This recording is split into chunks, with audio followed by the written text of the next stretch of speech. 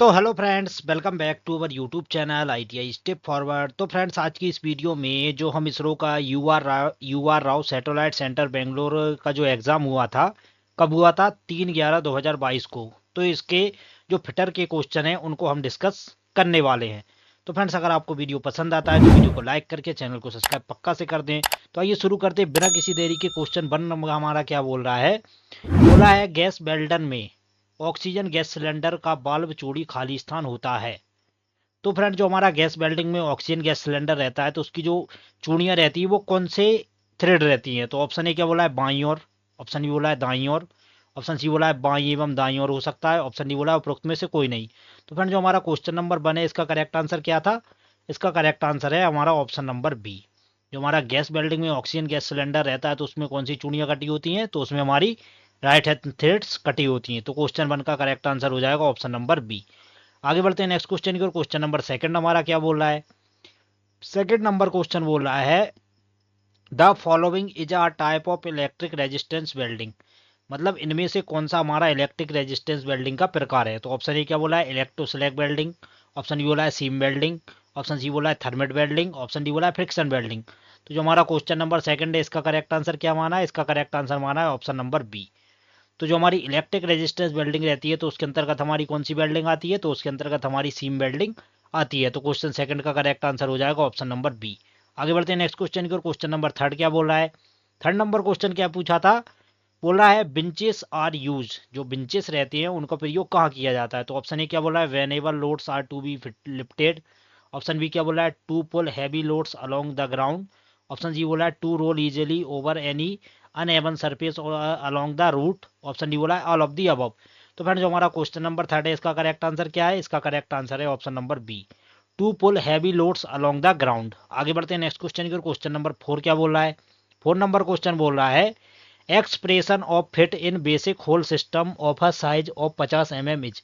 मतलब जो हमारा 50 mm का साइज है तो उसके लिए जो हमारे बेसिक होल सिस्टम में जो हमारा फिट का साइज रहता है वो उसको कैसे दर्शाते हैं? तो ऑप्शन ए क्या बोला है? 50G6S7। ऑप्शन बी बोला है 50S7G6। ऑप्शन सी बोला है 50G6 × S7। ऑप्शन डी बोला है 50S7 × G6। तो जो हमारा क्वेश्चन नंबर 4 है इसका करेक्ट आंसर क्या माना है? इसका करेक्ट आंसर माना है ऑप्शन नंबर बी, 50S7G6 से हमारे बेसिक होल फिट को दर्शाया जाता है। आगे बढ़ते हैं नेक्स्ट क्वेश्चन की ओर। क्वेश्चन नंबर 5 क्या बोल रहा है? 5 नंबर क्वेश्चन क्या बोल रहा है? The coupling use to connect two parallel shafts whose axis are at a same distance apart is called. तो मतलब उस कपलिंग का क्या नाम है जिसमें दो समांतर अक्ष एक दूसरे के साथ छोटे डिस्टेंस में रहते हैं? तो ऑप्शन ए क्या बोला? Universal coupling. ऑप्शन बी बोला है ग्रेड कपलिंग। ऑप्शन सी बोला है ओल्डहम कपलिंग। ऑप्शन डी बोला है टायर कपलिंग। तो जो हमारा क्वेश्चन नंबर 5 है इसका करेक्ट आंसर हो जाएगा ऑप्शन नंबर सी। उसे हम कौन सी कपलिंग बोलते हैं? तो उसे हम ओल्डहम कपलिंग बोलते हैं। आगे बढ़ते हैं नेक्स्ट क्वेश्चन की ओर। क्वेश्चन नंबर 6 क्या बोल रहा है? 6 नंबर बोल रहा है in lathe the compound rest can be swivelled horizontally through. जो हमारी लेथ मशीन रहती है तो उसमें जो हमारा कंपाउंड रेस्ट रहता है वो हमारा कितने डिग्री पर घूम सकता है? तो ऑप्शन ए बोला है 180 डिग्री। ऑप्शन बी बोला है 90 डिग्री। ऑप्शन सी बोला है 270 डिग्री। ऑप्शन डी बोला है 360 डिग्री। जो हमारा क्वेश्चन नंबर 6 है इसका करेक्ट आंसर हो जाएगा ऑप्शन नंबर डी। जो हमारा लेथ मशीन में कंपाउंड रेस्ट रहता है तो उसको हम 360 डिग्री के एंगल में घुमा सकते हैं। आगे बढ़ते हैं नेक्स्ट क्वेश्चन को। क्वेश्चन नंबर 7 क्या बोल रहा है? 7 नंबर बोल रहा है cooling rate for carbon steel during annealing process is. तो जो हमारे एनिलिंग प्रोसेस रहती है तो उसमें जो कूलिंग रेट रखा जाता है वो कितना रखा जाता है? तो ऑप्शन ए क्या बोला है? 50 से 100 डिग्री सेंटीग्रेड। ऑप्शन बी बोल रहा है 100 से 150 डिग्री सेंटीग्रेड प्रति घंटे। ऑप्शन सी बोल रहा है 150 से 200 डिग्री सेंटीग्रेड प्रति घंटे। ऑप्शन डी बोला है 200 से 250 डिग्री सेंटीग्रेड घंटे। तो जो हमारा क्वेश्चन नंबर 7 है इसका करेक्ट आंसर हो जाएगा ऑप्शन नंबर बी। आगे बढ़ते हैं नेक्स्ट क्वेश्चन को। क्वेश्चन नंबर 8 क्या बोल रहा है? 8 नंबर क्वेश्चन बोल रहा है in sheet metal an operation of closing down the edges of the plates and heads of the rivets to form a metal to metal joint is called. मतलब बोल रहा है सीट मेटल में जो हमारा एजेस रहते हैं तो उसके साथ प्लेट के हेड को रिवेट के द्वारा मेटल टू मेटल ज्वाइन करते हैं तो उसको हम कौन सी प्रोसेस बोलते हैं? तो ऑप्शन ए बोला है कॉकिंग। ऑप्शन ए बोला है प्लंजिंग। ऑप्शन सी बोला है सीलिंग। ऑप्शन डी बोला है नन ऑफ दिस। तो जो जो हमारा क्वेश्चन नंबर 8 है इसका करेक्ट आंसर हो जाएगा ऑप्शन नंबर ए। उसे हम क्या बोलेंगे? उसे बोलेंगे हम कॉकिंग प्रोसेस। आगे बढ़ते हैं नेक्स्ट क्वेश्चन को। क्वेश्चन नंबर 9 क्या बोल रहा है? 9 नंबर क्वेश्चन बोल रहा है इन welding the polarity of alternating current power source is always. तो जो हमारी पोलैरिटी रहती है तो हमारी कौन सी पोलरिटी की बात कर रहा है? एसी। तो एसी में जो पावर सोर्स रहता है वो कैसा रहता है? तो ऑप्शन ए बोला है स्टेट पोलरिटी, ऑप्शन डी बोला है रिवर्स पोलरिटी, ऑप्शन सी बोल रहा है both state and reverse polarity, option D बोला है नो पोलरिटी। तो फ्रेंड जो हमारा क्वेश्चन नंबर 9 है इसका करेक्ट आंसर हो जाएगा ऑप्शन नंबर डी। तो जो हमारा एसी पावर करंट रहता है, तो फ्रेंड जो हमारा पोलरिटी रहता है, तो आप सभी को पता होगा जो हमारी पोलरिटी रहती है वो केवल डीसी वेल्डिंग मशीन में की जाती है। तो इसने क्या बोला है कि alternating current power source is always, इसने बोला है एसी में। तो फ्रेंड्स आप सभी को पता होगा जो हमारी पोलरिटी रहती है उसका प्रयोग हम मतलब पोलरिटी में हम एसी करंट का तो यूज करते ही नहीं है, इसलिए इसका करेक्ट आंसर क्या दे रहा है? डी, मतलब नो पोलरिटी, मतलब जो एसी करंट रहता है उसमें पोलरिटी का यूज नहीं किया जाता है। आगे बढ़ते हैं नेक्स्ट क्वेश्चन की ओर। क्वेश्चन नंबर 10 क्या बोल रहा है?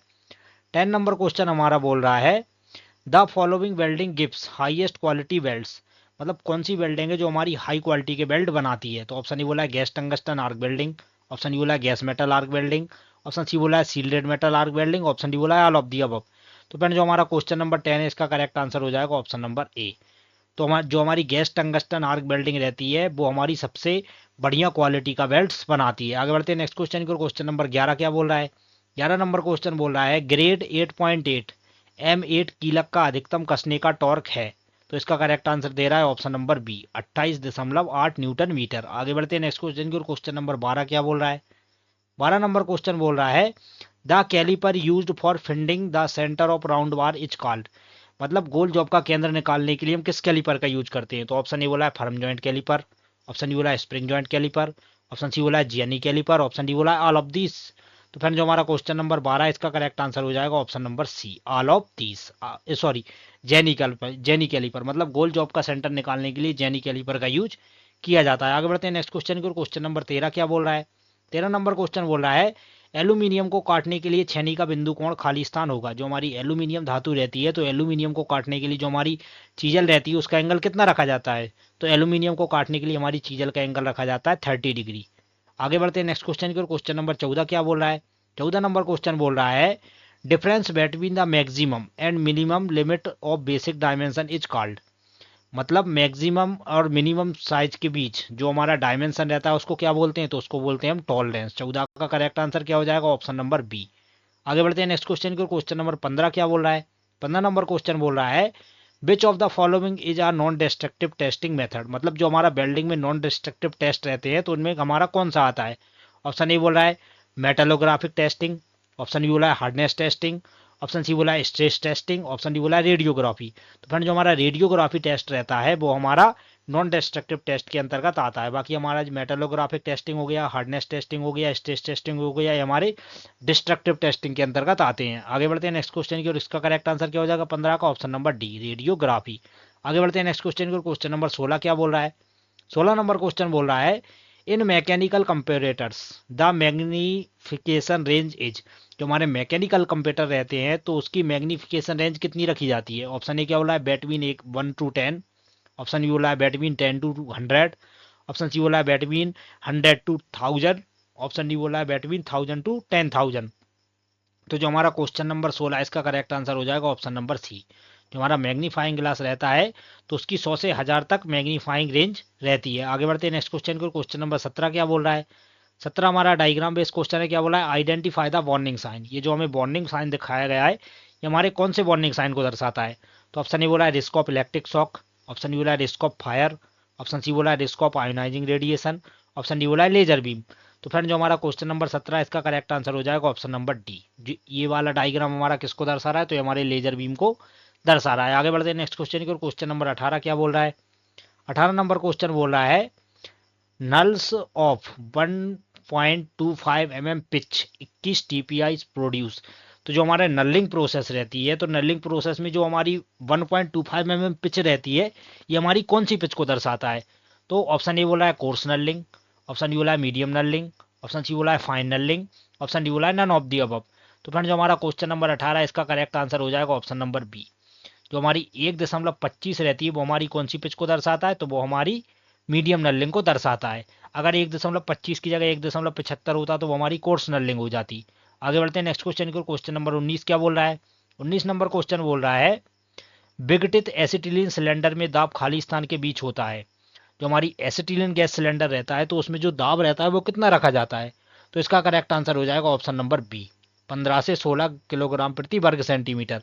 अगर यहाँ पर हमसे ऑक्सीजन का दबाव पूछ लेता तो ऑक्सीजन का दबाव हमारा क्या रहता है, 120 से 150 किलोग्राम प्रति वर्ग सेंटीमीटर। आगे बढ़ते हैं नेक्स्ट क्वेश्चन की ओर। क्वेश्चन नंबर 20 क्या बोल रहा है, 20 नंबर क्वेश्चन बोल रहा है the hacksaw blade pitch to cut conduit and other thin tube says.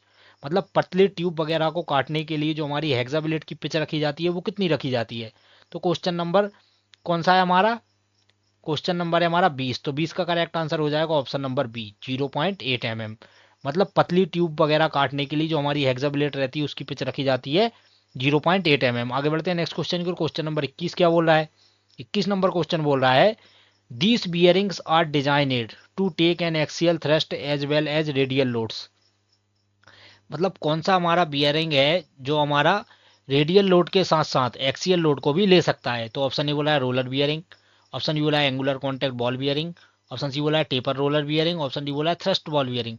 तो फ्रेंड जो हमारा एंगुलर कॉन्टैक्ट बॉल बियरिंग रहता है वो हमारा एक्सियल थ्रस्ट के साथ साथ रेडियल लोड को भी ले सकता है। आगे बढ़ते हैं नेक्स्ट क्वेश्चन को। क्वेश्चन नंबर 22 क्या बोल रहा है, 22 नंबर क्वेश्चन बोल रहा है, ये हमारा वेल्डिंग में कोटिंग फैक्टर से क्वेश्चन है। क्या बोल रहा है, the coating factor of 1.4 to 1.5 in arc welding electrode falls under. तो जो हमारे 1.4 से 1.5 जो हमारी कोटिंग फैक्टर रहती है वो हमारी किस, मतलब जो हमारी कोटिंग फैक्टर रहती है वो हमारी 3 प्रकार की रहती है, heavy coating, medium coating, light coating. तो ये हमारी किस कोटिंग के अंतर्गत आता है। तो ऑप्शन ए बोला है light coated electrodes, option B बोला है medium coated electrodes, option C बोला है हमारा heavy coated electrodes, option D बोला है सुपर हैवी कोटेड इलेक्ट्रोड। तो जो हमारा क्वेश्चन नंबर 22 है इसका करेक्ट आंसर हो जाएगा ऑप्शन नंबर बी। जो हमारी 1.4 से 1.5 mm आर्क वेल्डिंग रहती है तो वो हमारी आ जाती है किसमें, मीडियम कोटिंग में। अगर हमारा 1.6 से 2.2 होता तो वो आ जाती है हमारी हैवी कोटेड इलेक्ट्रोड में। तो 22 का करेक्ट आंसर अभी क्या हो जाएगा, ऑप्शन नंबर बी। आगे बढ़ते हैं नेक्स्ट क्वेश्चन की ओर। क्वेश्चन नंबर 23 क्या बोल रहा है, 23 नंबर क्वेश्चन बोल रहा है a 100 mm long nominal size V block capable of clamping work pieces between 5 to 90 mm in diameter and grade A will be designed as. तो एक हमारा 100 mm का लॉन्ग वर्क पीस है, वी ब्लॉक कैपेबल कर सकता है कितना, 100 mm तक के वर्क पीस को पकड़ सकता है। और क्या बोल रहा है, बेटवीन 5 से 90 mm डायमीटर, 5 से 90 mm डायमीटर पकड़ना है। तो उसका जो ग्रेड ए का वी ब्लॉक है उसको कैसे डिजाइन किया जाता है। तो ऑप्शन ए बोल रहा है V block 100 5 19 A I S 29 49। तो इसका करेक्ट आंसर हो जाएगा ऑप्शन नंबर ए। उसको हम कैसे दर्शाएंगे, वी ब्लॉक 100 हो mm हो गया लंबा और 5 से 90 mm हो गया उसका डायामीटर mm में, ए आई एस 29 49। तो इसका करेक्ट आंसर हो जाएगा ऑप्शन नंबर ए। आगे बढ़ते हैं नेक्स्ट क्वेश्चन की। क्वेश्चन नंबर 24 क्या बोल रहा है, 24 नंबर क्वेश्चन बोल रहा है the shear used in sheet metal for the inside cutting of an intricate work is called. तो वो हमारी कौन सी सीयर है, तो जो हमारे अंदरूनी क्या बोल रहा है इनसाइड कटिंग, मतलब अंदरूनी कटिंग कर सकता है। तो ऑप्शन ए बोला है स्कॉच सीयर, ऑप्शन बी बोला है hawk billed shear, option C बोला है रोडियस सीयर, ऑप्शन डी बोला है एविएशन सीयर। तो इसका करेक्ट आंसर हो जाएगा ऑप्शन नंबर बी। हमारी हॉक बिल्ड सीयर रहती है वो हमारी इनसाइड कटिंग के लिए यूज की जाती है। आगे बढ़ते हैं नेक्स्ट क्वेश्चन की। क्वेश्चन नंबर 25 क्या बोल रहा है, 25 नंबर क्वेश्चन बोल रहा है थ्रेड्स यूज्ड इन बाल्ब स्पिंडल इज। बाल्ब स्पिंडल में यूज होने वाली कौन सी थ्रेड है। तो ऑप्शन ए बोला है एक्मी थ्रेड, ऑप्शन डी बोला है बटरस थ्रेड, ऑप्शन सी बोला है बर्म थ्रेड, ऑप्शन डी बोला है नक्कल थ्रेड। तो जो हमारा क्वेश्चन नंबर 25 है इसका करेक्ट आंसर हो जाएगा ऑप्शन नंबर डी। जो हमारी कौन सी नक्कल थ्रेड रहती है वो हमारी किस में यूज होती है, तो बाल्ब स्पिंडल में यूज होती है। और फ्रेंड जो हमारी एक्मी थ्रेड रहती है उसका एंगल कितना रहता है, तो इसका आंसर आपको कमेंट बॉक्स में पक्का से कमेंट करके बताना है। 26 नंबर क्वेश्चन क्या बोल रहा है, 26 नंबर क्वेश्चन बोल रहा है the file having a rectangular shape with teeth only the bottom face is called. मतलब कौन सी हमारी फाइल है जो आयताकार होती है और जो दांतें हैं वो उसकी केवल निचली सतह पर होती हैं। तो ऑप्शन ए बोला है रिफलर फाइल, ऑप्शन बी बोला है बेरेट फाइल, ऑप्शन सी बोला है टिंकर्स फाइल, ऑप्शन डी बोला है मिल्सा फाइल। तो जो हमारा क्वेश्चन नंबर 26 है इसका करेक्ट आंसर हो जाएगा ऑप्शन नंबर सी। जो हमारी टिंकर्स फाइल रहती है उसमें क्या रहता है, दांतें सिर्फ निचली सतह पर होते हैं। आगे बढ़ते हैं नेक्स्ट क्वेश्चन की और। क्वेश्चन नंबर 27 क्या बोल रहा है, 27 नंबर क्वेश्चन बोल रहा है a hand tool used for closing and locking of seams in sheet metal work. मतलब सीट मेटल वर्क में सीम को क्लोज करने और लॉक करने के लिए हम किसका यूज करते हैं। तो इसका करेक्ट आंसर हो जाएगा ऑप्शन नंबर ए। जो हमारा ग्रूवर रहता है, ग्रूवर का प्रयोग सीम को लॉक करने के लिए किया जाता है। आगे बढ़ते हैं नेक्स्ट क्वेश्चन को। क्वेश्चन नंबर 28 क्या बोल रहा है, 28 नंबर क्वेश्चन बोल रहा है एक तार के कोर को बनाने के लिए तार के चारों ओर लपेटने हेतु धातु पत्र पर दिए गए वायरिंग अनुमति का निर्धारण निम्नलिखित फार्मूला द्वारा किया जाता है, जहां डी हो गया हमारा तार का व्यास और टी हो गई परत धातु की मोटाई। तो इसका करेक्ट आंसर हो जाएगा ऑप्शन नंबर ए।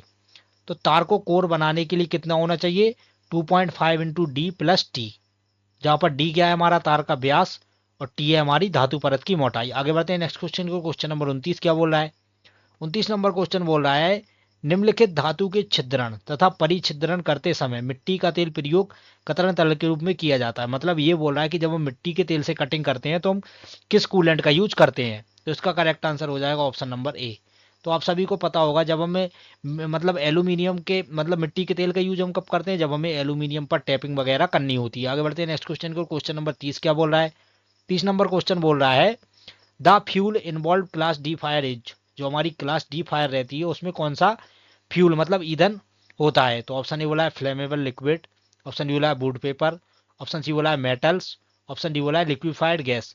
तो जो हमारा क्वेश्चन नंबर 30 है इसका करेक्ट आंसर हो जाएगा ऑप्शन नंबर सी। जो आग हमारी धातु वगैरह से लगती है वो हमारे किस में आती है, क्लास डी फायर में आती है। आगे बढ़ते हैं नेक्स्ट क्वेश्चन को। क्वेश्चन नंबर 31 क्या बोल रहा है, 31 नंबर क्वेश्चन बोल रहा है the application of control valve in pneumatic system is to, जो हमारा कंट्रोल वाल्व में न्यूमेटिक सिस्टम में जो कंट्रोल वाल्व रहता है उसका कार्य क्या रहता है। तो उसका कार्य रहता है direct the flow of fluid, मतलब जो हमारा फ्लूइड का बहने की गति रहती है तो उसको दर्शाता है। आगे बढ़ते हैं नेक्स्ट क्वेश्चन के। क्वेश्चन नंबर 32 क्या बोल रहा है, 32 नंबर क्वेश्चन बोल रहा है सामान्य सोल्डर के लिए निम्नलिखित संयोजन में से कौन सा सही है जिसका प्रयोग सामान्य धातु पत्र उपयोग हेतु किया जाता है। मतलब जो हमारा सॉफ्ट सोल्डर रहता है, सॉफ्ट सोल्डर का हमसे कंपोजिशन पूछा गया है तो उसमें रहता है हमारा 50% टेन और 50% सीसा।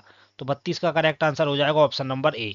आगे बढ़ते हैं नेक्स्ट क्वेश्चन की। क्वेश्चन नंबर 33 क्या बोल रहा है, 33 नंबर क्वेश्चन बोल रहा है honing is used for finishing of bores in, हमारी होनिंग प्रोसेस रहती है तो उसका प्रयोग बोर को फिनिश करने के लिए किया जाता है।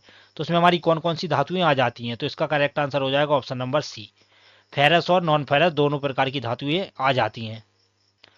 अब आ जाता है हमारा क्वेश्चन नंबर 35। क्वेश्चन नंबर 35 हमारा क्या बोल रहा है, बोल रहा है identify the below pneumatic symbol, ये जो हमारा न्यूमेटिक सिंबल दर्शाया गया है हमारे किस प्रकार के न्यूमेटिक सिस्टम को दर्शाता है। तो ऑप्शन ए बोला है लुब्रिकेटर, ऑप्शन बी बोला है फिल्टर, ऑप्शन सी बोला है ड्रायर, ऑप्शन डी बोला है प्रेशर गेज। तो जो हमारा क्वेश्चन नंबर 35 है इसका करेक्ट आंसर हो जाएगा ऑप्शन नंबर ए। ये हमारा किसको दर्शाता है, तो ये हमारे लुब्रिकेटर को दर्शाता है। आगे बढ़ते हैं नेक्स्ट क्वेश्चन को। क्वेश्चन नंबर 36 क्या बोल रहा है, 36 नंबर क्वेश्चन बोल रहा है the type of brass with 95% copper and 5% zinc is called, मतलब जो हमारा पीतल रहता है उसमें 95% हमारा कॉपर है और 5% जिंक है तो उसको हम क्या बोलेंगे।